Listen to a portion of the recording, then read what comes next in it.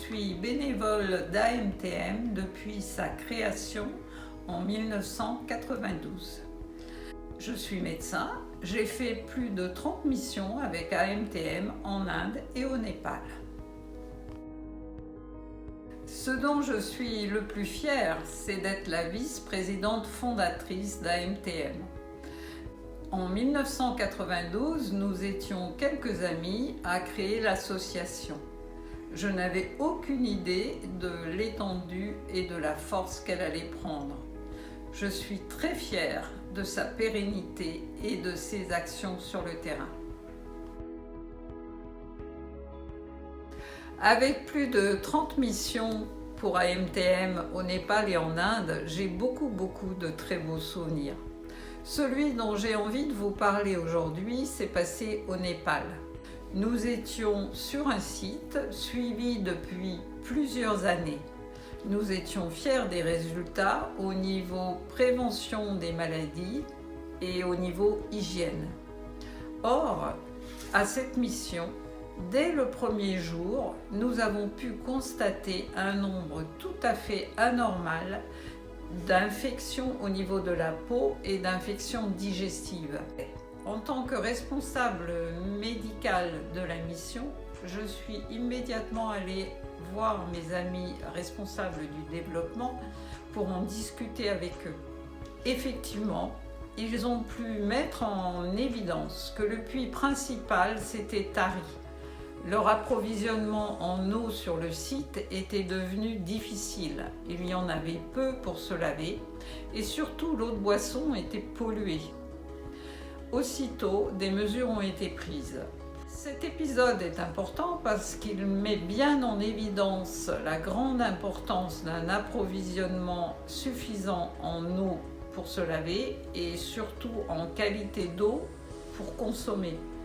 Ceci évite la plupart des infections de peau et des infections digestives, ce qui est énorme dans ces contrées. Et ceci met aussi en évidence l'importance du travail en équipe avec les différents secteurs qui peuvent s'entraider et rendre nos actions beaucoup plus efficaces. En l'occurrence, c'est le secteur médical qui a donné l'alerte pour aller vérifier l'approvisionnement en eau.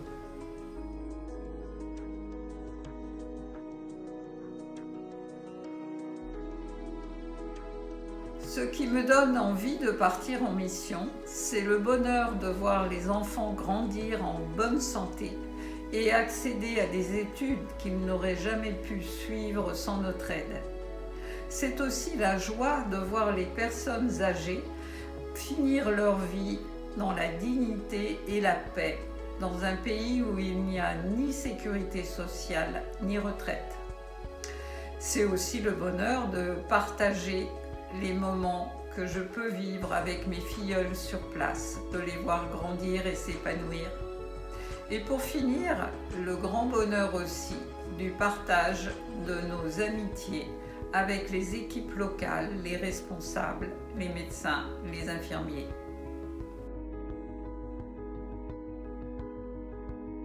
Aujourd'hui, il y a plusieurs façons d'aider AMTM.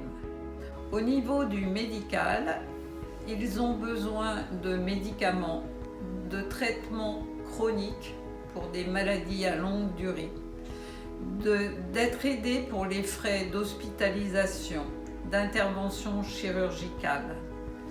Nous leur fournissons aussi des kits hygiène, des kits Covid, des vaccins et des formations de prévention. Pour pouvoir aider de façon pérenne, nous avons créé un groupe spécial qui s'appelle le Cercle de Santé. Pour une cotisation mensuelle modique, déductible à 66% des impôts, vous pouvez participer simplement en vous inscrivant.